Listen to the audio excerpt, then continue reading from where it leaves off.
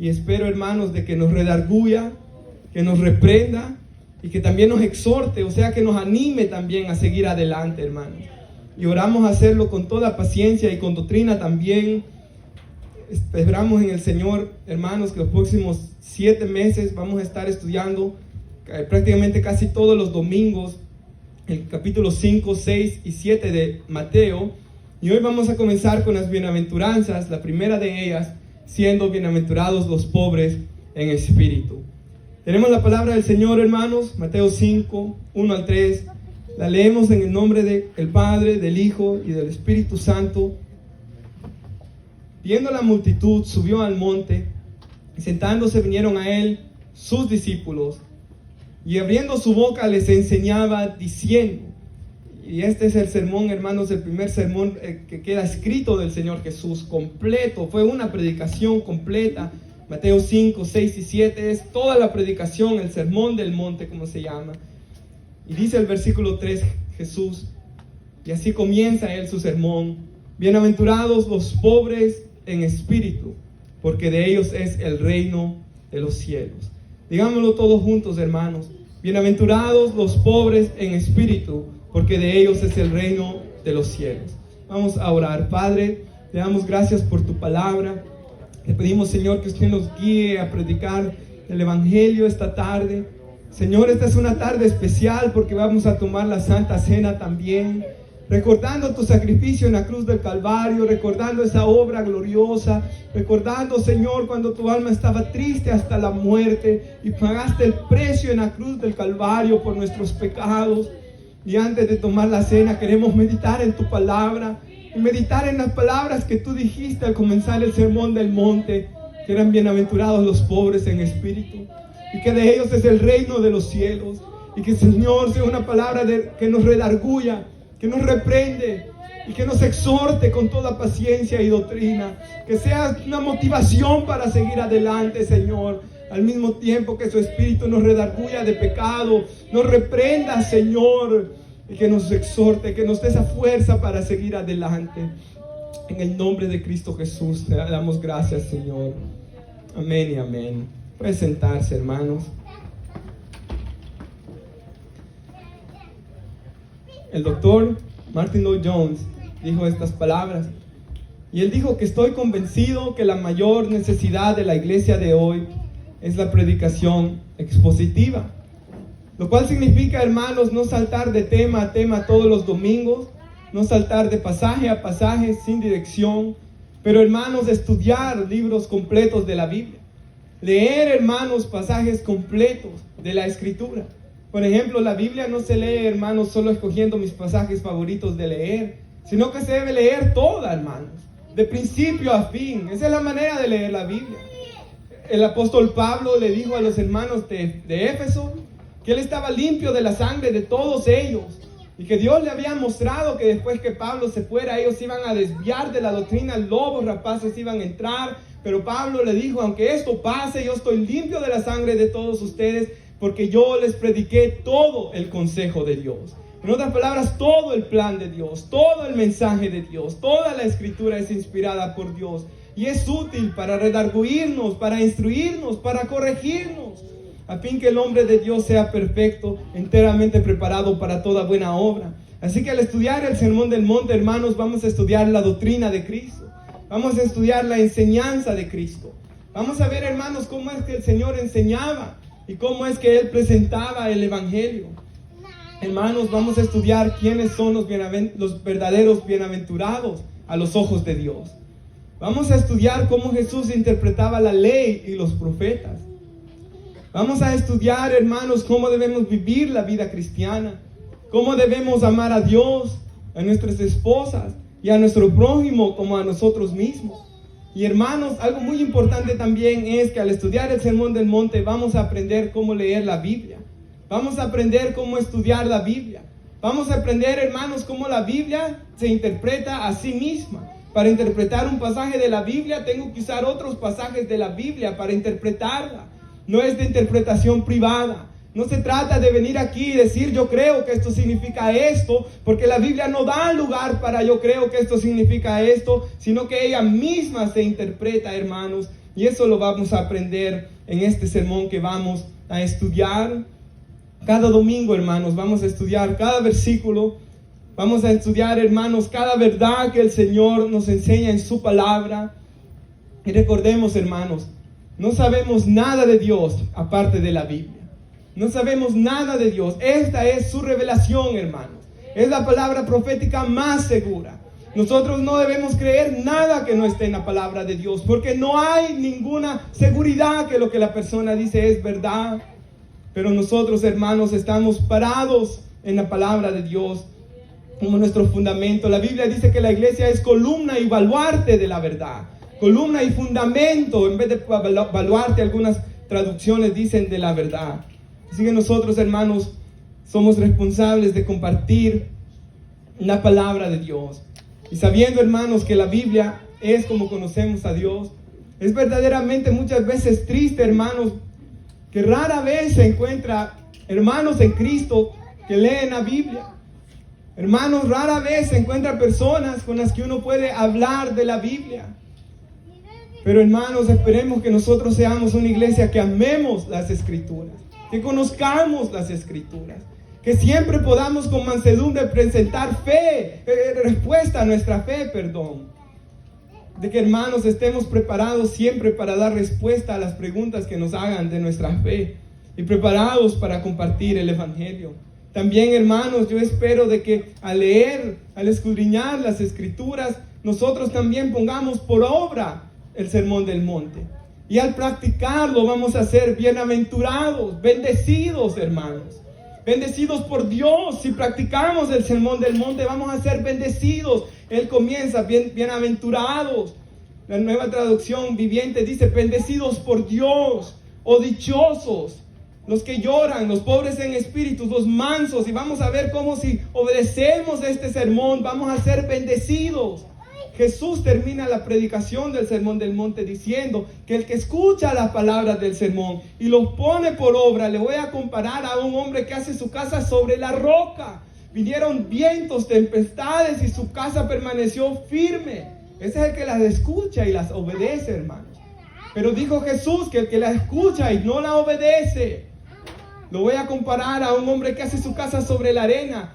¿Quién, hermanos, tiene que estar loco para hacer una casa sobre la arena? Y dice que vienen vientos y tempestades y todo aquello se destruye, hermanos, por no obedecer la palabra de Dios.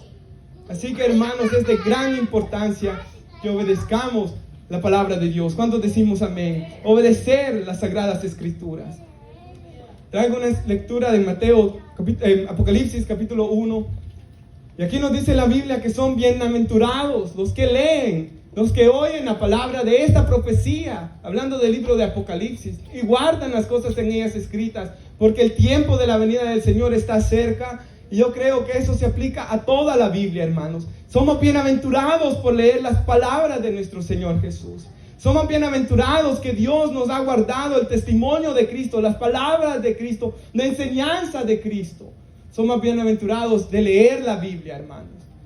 ¿Cuántos hombres en el pasado no han podido leer la Biblia? Por 1000 años, hermanos, la edad oscura de la iglesia, como se conoce, donde no podían tener Biblia las personas, porque, hermanos, los papas guardaban las Biblias para que nadie las pudiera leer, no las traducían al español ni al inglés, no que solo en latín. Nadie podía leer la Biblia. Hombres, hermanos, fueron quemados por poder, hermanos, traducir las Escrituras. Y nosotros las tenemos y a veces se nos olvida que somos bienaventurados de leer la Biblia, hermanos, y de oír las palabras de esta profecía. Somos más que bendecidos de poder estudiar y meditar las palabras de nuestro Señor. También, hermanos, este Sermón del Monte va a mostrar cuál es la realidad de nuestra vida espiritual. Y si usted se siente ofendido por las palabras de Cristo, si se siente incómodo, si se siente irritado por las palabras de este mensaje, de esta profecía, hermanos, del Sermón del Monte, solo pueden haber dos razones, una de dos. O una persona se puede molestar porque lo está interpretando mal y por eso se molesta porque no lo está entendiendo bien. O dos, lo está entendiendo bien y su corazón está tan mal que le molesta la palabra de Dios.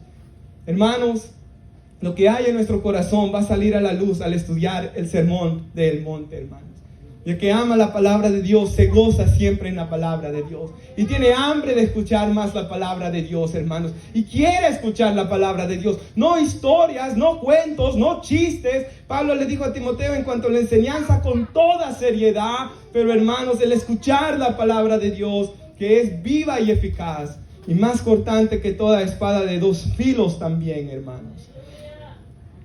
Al escuchar este sermón vamos a ver la realidad de nuestra vida espiritual. Y dice el versículo 1, si usted lo lee, de que había una gran multitud, el Señor sube a un monte, Él se sienta y vinieron a Él sus discípulos y les comienza a enseñar diciendo, bienaventurados los pobres en espíritu, porque de ellos es el reino de los cielos. En otras palabras, bendecidos hermanos, dichosos, bendecidos por Dios, los que son pobres en espíritu.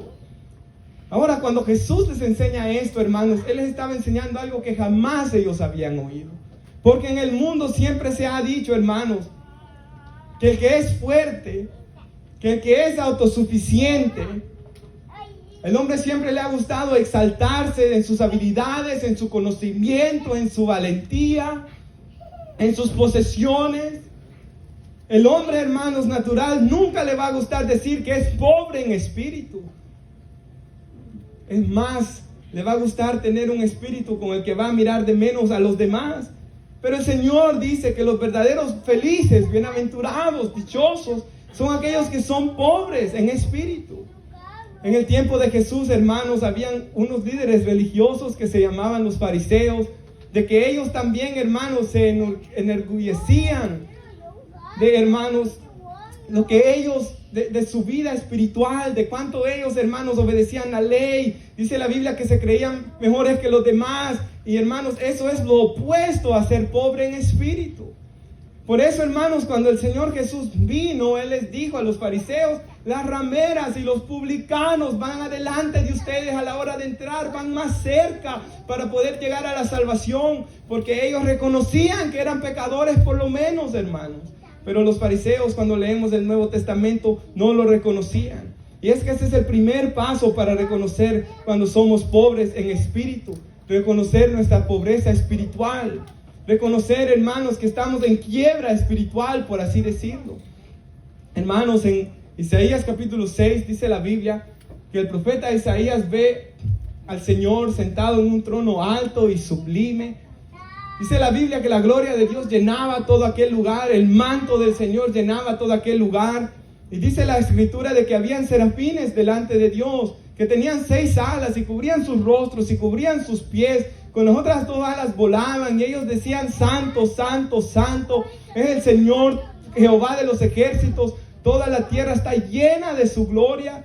Y mientras, hermanos, el profeta Isaías miraba a los serafines adorando a Dios y miraba la gloria de Dios y sentía la presencia de Dios, dice la Escritura que él dice, ay de mí, que yo soy un hombre de labios inmundos y que habito en medio de un pueblo de labios inmundos también. Hermanos, aprendemos de ahí, de que cuando un hombre tiene un encuentro con la presencia de Dios, que cuando un hombre tiene un encuentro verdadero con Dios, como decía nuestro hermano José, conocer la presencia de Dios, abrir nuestro corazón a sentir la presencia de Dios, lo primero que Él nos va a enseñar es que somos pobres en espíritu, hermanos, que necesitamos el perdón de nuestros pecados, de que necesitamos venir a los pies de Cristo. Hermanos, de que un hermano dijo, cuando tú estés orando y te sientes que eres completamente indigno, es ahí cuando verdaderamente has comprendido la verdad. Hermanos, dice la Biblia que por cuanto todos pecáramos, no éramos dignos, hermanos, estábamos destituidos de la gloria de Dios.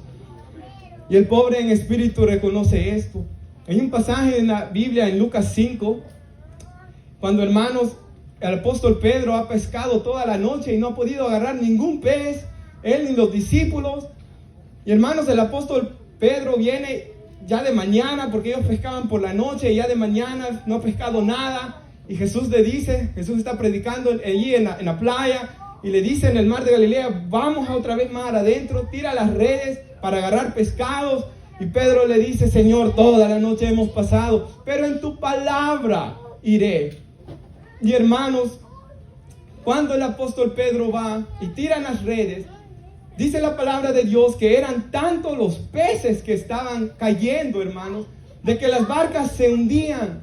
Y que cuando el apóstol Pedro ve de que cuando Jesús dio la palabra comenzaron a caer tantos peces, él cae de rodillas y le dice: Señor, apártate de mí porque soy un hombre pecador. Y es que siempre, hermanos, de que tengamos una experiencia con Dios, vamos a ver la pobreza espiritual del hombre. Y esto no es solo cuando venimos la primera vez a Cristo, todos los días, hermanos. Sinceramente, los que se creen más pecadores son los que tienen más comunión con Dios. Los que más están en la presencia de Dios son los que más se arrepienten, los que más quieren ser santos, los que más ven su necesidad espiritual, los que saben que separados de Él nada podremos hacer. Pero es el que está en pecado, el que se endurece, y ese nunca se quiere arrepentir, hermanos. Amados hermanos, el apóstol Pedro le dice: apártate de mí, Señor, porque yo soy un hombre pecador. Y hermanos, Adán, otra vez lo que decía el domingo pasado, cuando pecó, ¿qué fue lo que hizo? Se alejó de Dios, hermanos, por la vergüenza. Dice que sintió vergüenza y culpa, pero el Señor se acercó a buscar al hombre. Igual aquí, hermanos, aunque Pedro le dice: aléjate de mí. Imagínense, Jesús le hubiera hecho caso, hermanos, Pedro se hubiera perdido de la oportunidad de toda su vida. Jesús le dice: no, acércate a mí, sígueme, deja estas cosas, sígueme, yo tengo un plan para ti, yo te voy a hacer un pescador de hombres. Hermanos, Pedro se hubiera perdido de la oportunidad de toda su vida, de predicar el sermón del monte, hermanos, el día de Pentecostés, de compartir la palabra de Dios. Pedro, hermanos, se hubiera perdido de ser lleno del Espíritu Santo y de tantas bendiciones, hermanos, que él se hubiera perdido si se hubiera alejado el Señor de él. Pero el Señor, como cantaba nuestro hermano, y yo traigo esa escritura también, Isaías 57:15. El hermano no sabía que yo traía esta escritura, pero cantó esta alabanza, porque así dijo el alto y sublime. Es lo que cantábamos, hermanos. El que habita en la eternidad, cuyo nombre es santo. O sea, esto es la palabra de Dios, hermanos. Esto es lo que dice Dios. Yo habito en altura, yo habito en la santidad, en algo inaccesible para el hombre. Eso es lo que está diciendo ahí Isaías. Yo habito en el lugar que nadie puede llegar, que solo podemos llegar por medio de Jesús, hermanos. El día de nuestra muerte vamos a partir con Cristo. Él es el camino, la verdad y la vida. Él le dice: yo habito en ese lugar, pero también con el quebrantado y humilde de espíritu, hermano. Él habita con el quebrantado. Él dice que el corazón contrito y humillado no lo desprecia. Él va a hacer vivir el espíritu de los humildes. Él va a vivificar el corazón de los quebrantados. Hermanos, así que el pobre del espíritu, ese es el que goza de la presencia de Dios. Pero hermanos, traigo una escritura también en Apocalipsis 3. La iglesia de la Odisea. Miren lo que Jesús le dice, hermanos. Y aquí yo quisiera que por unos segundos nos examinásemos a nosotros mismos y miremos cómo son nuestras obras. Porque, hermanos, el apóstol Juan dice en su primera carta: no améis solo de palabra, sino en hecho y en verdad. Cantamos: quiero ser más como tú. Cantamos: quiero menguar para que tú crezcas. Pero, hermanos, aquí le dice Jesús a esta iglesia: yo conozco tus obras, porque Él conoce todo de nuestras vidas, hermanos. No está la palabra en nuestros labios, Él ya la conoce. Él conoce lo más profundo de nuestro corazón, hermanos. Y si en lo más profundo de su corazón su deseo es amarlo a Él, servirle a Él, ser como Él. Si usted de verdad dice: Señor, yo quiero amar a mi esposa como Cristo a la iglesia, yo quiero que mis hijos crezcan en el camino, yo quiero, Señor, servirte, yo quiero ser usado por ti, aunque me cuesta, aunque fallo, pero el Señor conoce eso. Pero mire lo que Él le dice, hermanos: no eres ni frío ni caliente. Ojalá fueses frío o caliente. Hermanos, no eran ni cristianos, ni se habían completamente ido al mundo, pero eran tibios. Y no frío ni caliente. Y mire lo que dice el Señor: te voy a vomitar de mi boca. Hermanos, cuando uno vomita es algo horrible, ¿verdad? Yo me acuerdo cuando fui a El Salvador, hermanos, siempre que uno va a nuestros países de regreso, ¿qué pasa? Se enferma, hermanos. Y me acuerdo que íbamos pasando uno de esos puentes de esos que uno camina, hermanos, así, que solo son las pitas esas, ¿verdad? Que no sé ni cómo es que uno tiene valor de subirse. Y hermanos, cabalito, íbamos a subir cuando se me viene, ¿verdad, hermanos? Y era algo horrible, despreciable. A nadie le gusta vomitar. Cuando Stephanie, ¿verdad? Hoy con el embarazo, ella luchaba por no vomitar. Yo miraba que, hermanos, y a veces cuando yo vomitaba, ¿verdad? Yo estaba ahí algo alegre, hermanos, al lado. Pero vomitar es algo feo. Es algo que no da agrado. ¿Cómo es que ve el Señor, hermanos, la tibieza espiritual? ¿Cómo es que ve el Señor, hermanos, la búsqueda espiritual tibia? A tal punto que Él dice, ojalá fueres tibio, frío o caliente, pero eres solamente tibio. Hermanos, la Escritura nos llama a amar a Dios con todo el corazón, dice la Biblia. Él no quiere que nuestro corazón esté dividido. Jesús dijo, no podemos servir a dos señores. Hermanos, Él quiere que nuestro corazón sea por Él. Hermanos, porque tú dices, y esto era lo que esos hermanos decían, yo soy rico, decían ellos, me he enriquecido, de ninguna cosa tengo necesidad. Y no sabes, les dice aquí, que eres un desventurado, eres un miserable, eres un pobre, eres un ciego y eres un desnudo. Hermanos, aunque ellos pensaban de que tenían todo y que no necesitaban de nada. Y sabe, hermanos, cuando usted estudia esta iglesia y estudia el contexto histórico de esa ciudad, era una de las ciudades, la Odisea, más ricas de aquellos tiempos. Ellos tenían riquezas, hermanos. Y la raíz de todos los males es el amor al dinero. Y sin lugar a dudas, la razón por la que estaban tan tibios es porque se habían metido tanto en las cosas del mundo. Sus corazones, hermanos, como dice Jesús, donde está tu tesoro, ahí estará vuestro corazón. No os hagáis tesoros en la tierra, donde corrompe el ladrón, hermanos. Haceos tesoros en los cielos. Pero ¿qué había pasado? Aquí ellos, su tesoro estaba en la tierra, en las cosas de este mundo. Esa es la raíz de todos los males.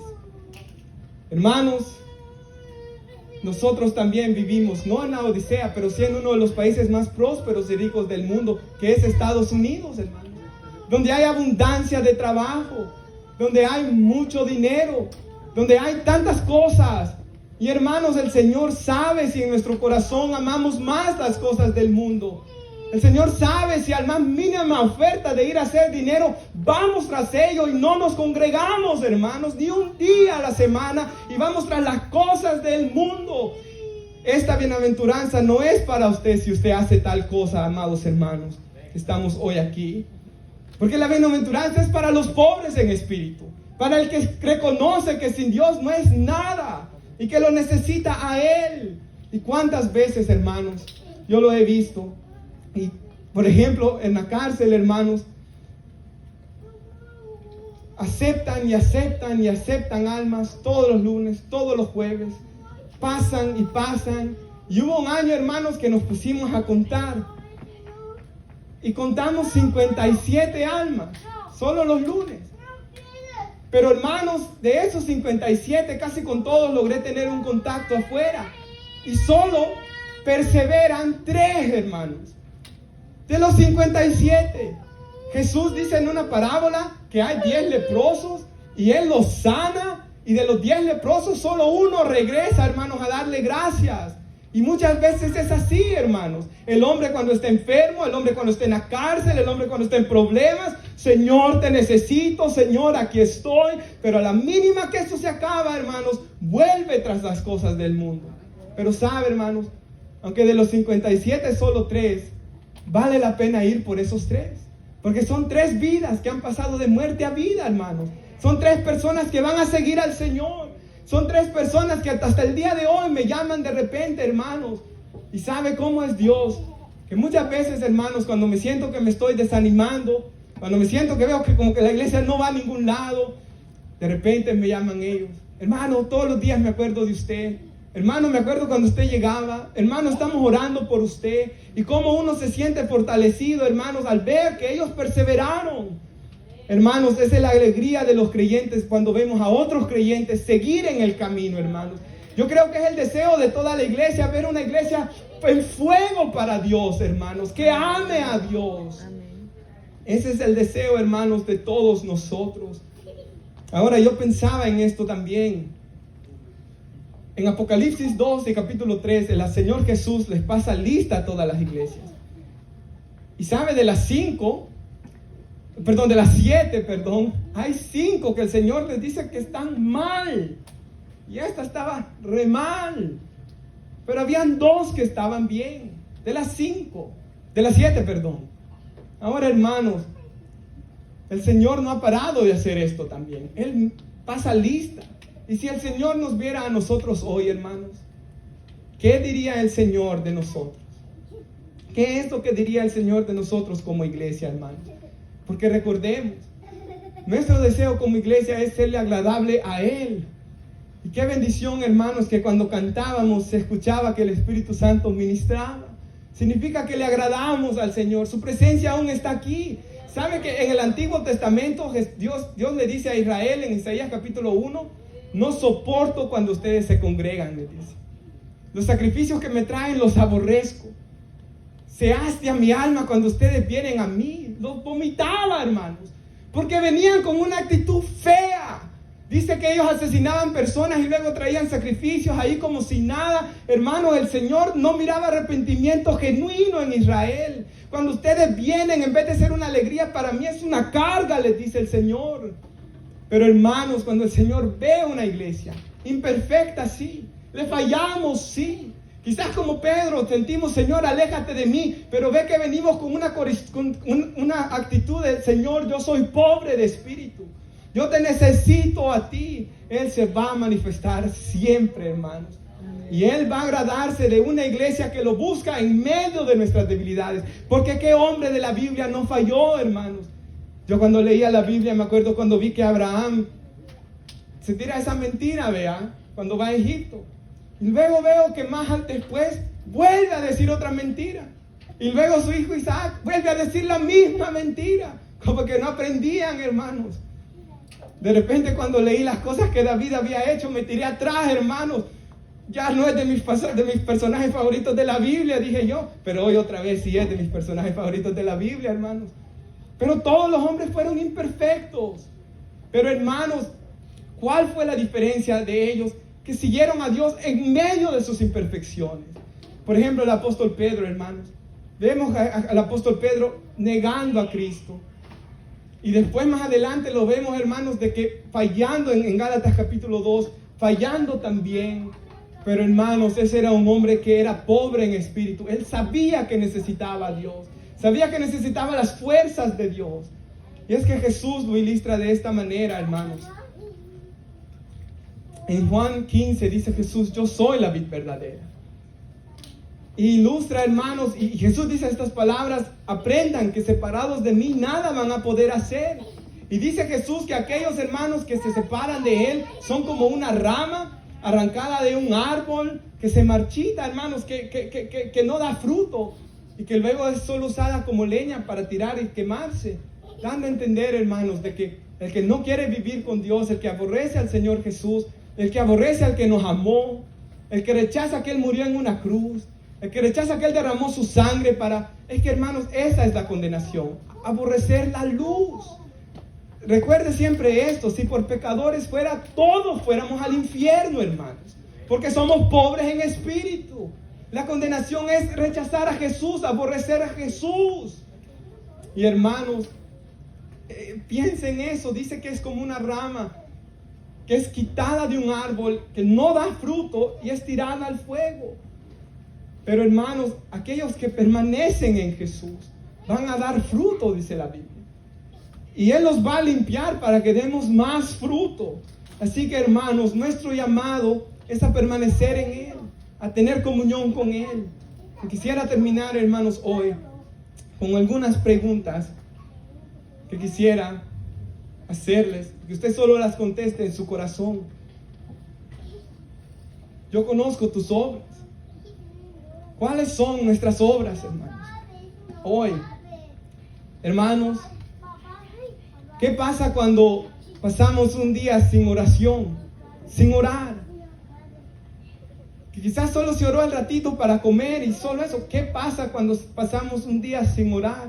Sentimos que se nos fue lo más importante de nuestro día, que es la comunión con Dios. O ya nos hemos acostumbrado, hermanos, a pasar días enteros sin orar. Otra pregunta, hermanos, que yo traigo aquí. ¿Qué de mi lectura de la Biblia? ¿La estudio en mi hogar o solo el rato que venimos a la iglesia? Hermanos, el pobre en el espíritu sabe que necesita la oración. Hermanos, yo siempre me impacta. Y hay un señor que es amigo mío, y yo sé que ustedes ya saben de quién estoy hablando, de que su hija, hermanos, tiene una adicción a la heroína. Y hermanos, porque él lo testificó aquí una vez en la iglesia. Y hermanos, esa muchacha que tiene mi edad, dice que cuando tenía como 14 años, un novio en la escuela la introdujo a eso y quedó tan adicta que no puede salir de eso. No puede vivir sin eso. Ella deja su casa por ir a estar en eso. Él la ha ido a buscar muchas veces, hermanos, aquí donde viven los desamparados, en la calle, con un montón de eringas, todo ahí sucio, y él ha ido a recoger de ahí. Le ha llevado año tras año a hospitales a rehabilitarse, y ella se desespera por eso. Y eso es una droga, hermanos, eso es pecado, eso nos hace sentir miserables. Y nosotros no nos desesperamos nunca por la presencia de Dios. Nunca nos desesperamos, hermanos, por lo que nos llena de gozo y de paz. Nunca nos desesperamos, hermanos, por el amor de Dios, por la presencia de Dios, por el que nos amó y se entregó en la cruz. Hermanos, hay una iglesia aquí que le dice: ustedes han dejado su primer amor. Hermanos, ¿se recuerda usted cuando hasta sentía desesperación por ir a ver a su esposa, que era novia, en aquellos tiempos? Hermanos, esa desesperación, ese anhelo. Y es verdad, hermanos, no hay nada más bonito que vivir enamorado, hermanos. No hay nada más bonito que vivir enamorados, y cuánto más del maravilloso Dios al que amamos, del maravilloso Dios al que estudiamos. Hermanos, ¿qué pasa? Y aquí traigo la otra pregunta. ¿De verdad siento una necesidad de congregarme? ¿O cualquier oferta que me pone el mundo, yo dejaré de congregarme? Hermanos, debemos valorar el privilegio que tenemos en Cristo Jesús, de ser cristianos. Debemos valorar todo lo que Él nos ha dado, hermanos. Y sabe, hermanos, yo me recuerdo, y solo lo quiero ilustrar. Cuando yo era bien joven, había un muchacho de que él, hermanos, el papá le había dado un carro nuevo y bonito, pero bien, bien bonito. Pero como no le había costado, hermanos, lo agarraba, manejaba, le daban tickets, le suspendieron la licencia, lo chocó, hizo. Y yo tenía un carro, para los que se acuerdan, hermanos, viejito, del 95, con hoyos por los lados. Pero, hermanos, lo cuidaba. Me acuerdo el día que lo compramos con Cristian y Ronald, lo limpiamos, hermanos, y era aquella locura porque era el primero que tenía carro de ellos, y hermanos, no cuidaba aquello. Hermanos, a veces se nos ha olvidado, como dice la Biblia, de cuidar nuestra salvación con temor y temblor, porque no nos costó a nosotros, le costó a Cristo. Y qué feo siente el papá, imagínense en nuestros días, que quizás un papá que trabaja duro para darle un carro al hijo y ver que el hijo no lo valora. Ahora nosotros no valoramos un carro, nosotros estamos valorando la obra de Cristo en la cruz, la sangre de Cristo, hermanos. Con precio fueron comprados, hermanos, glorificar a Dios en nuestros cuerpos, dice la Escritura. Lo que nosotros tenemos por valorar es mucho más grande, hermanos. Debemos valorar el privilegio de poder servir en la iglesia. Debemos valorar el privilegio de poder leer la Escritura, hermanos. Y hermanos, si yo he descrito hoy su vida y usted de verdad siente esa necesidad de Jesús, usted es un pobre en espíritu y por tanto usted es bienaventurado, hermanos. Si usted hoy al escuchar la palabra dice esto: Dios, yo de verdad soy un pobre en espíritu, usted es bienaventurado, hermano. Si usted siente, hermanos, como yo cuando meditaba en este sermón también, si usted se siente reprendido, pero usted le dice: Señor, ayúdame, ten misericordia de mí, ¿sabe? Usted es un pobre en espíritu, por tanto es bienaventurado, y de usted es el reino de los cielos, hermano. De usted es. Regresando a Isaías 57:15. El pobre, el quebrantado de espíritu. Si usted se siente así, hermanos, para usted es el reino de los cielos. Quisiera terminar, hermanos, y si Stephanie lo puede poner en la pantalla, 2 de Corintios 8:9. Y esta es la última pregunta y la más importante. ¿Quién es Jesús para mí? Hermanos, yo me acuerdo una vez de que un hombre le preguntó a alguien: ¿quién es Jesús para ti? Y ese hombre acababa de estar orando, hermanos. Y cuando le pregunta quién es Jesús para ti, dice que él da un gemido, hermanos. Y él dice: Jesús es todo para mí. Y mire lo que dice la Biblia acá. Ya conocéis la gracia de nuestro Señor Jesús. Por amor a nosotros, hermanos, Él se hizo pobre. Él era rico, hermanos. Y aquí está hablando del espíritu, de lo espiritual, de las cosas espirituales. Él se hizo pobre, siendo rico, para que nosotros en su pobreza, para que nosotros con su pobreza fuéramos enriquecidos, hermanos. Y Efesios 1:3 dice que somos bendecidos con toda bendición espiritual en Cristo Jesús. Así que, hermanos, somos grandemente bendecidos. Y nunca debemos recordar que esa pobreza espiritual, en Jesús, hermanos, somos ricos espiritualmente. En Jesús tenemos todas las riquezas de la sabiduría de Dios. Tenemos acceso al trono de la gracia. Hermanos, sin Jesús yo no puedo ser salvo, porque mi salvación depende completamente de sus méritos en la cruz. Si yo no, hermanos, permanezco en Cristo, no hay salvación para mí. Hermanos, yo no puedo servirle a Dios sin su presencia tampoco. Es más, yo no puedo orar sin el Espíritu, porque Él me ayuda a orar, dice la Biblia. Yo no puedo leer la Biblia sin el Espíritu, porque Él es el que me ilumina para leerla. Yo no puedo, hermanos, vivir mi vida de matrimonio sin el Espíritu. Hermanos, no podemos separados de Él, nada podemos hacer. Y yo oro que este mensaje nos lleve, hermanos, como iglesia, a reconocer nuestra dependencia y necesidad de Dios. Nos ponemos sobre nuestros pies. Vamos a orar. Y antes de la Santa Cena, hermanos, ¿qué le parece? Tomamos un tiempo para darle gracias a Dios por la palabra primero.